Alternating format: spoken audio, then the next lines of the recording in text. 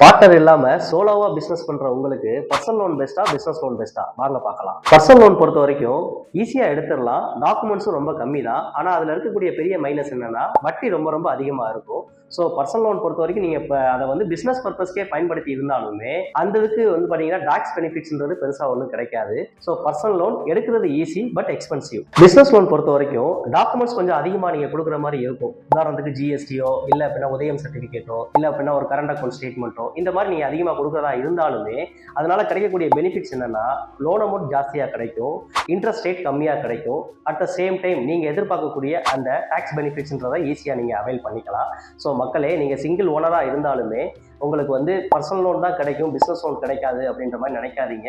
உங்களுக்கு business loan best. So அந்த business loan எடுக்கிறதுக்கு எதுவும் சப்போர்ட் தேவைப்படுது அப்படின்னா நீங்க எங்களை கான்டாக்ட் பண்ணலாம். இதே மாதிரியான யூஸ்ஃபுல் டிப்ஸோட நெக்ஸ்ட் வீடியோல சந்திக்கிறேன். பாய்.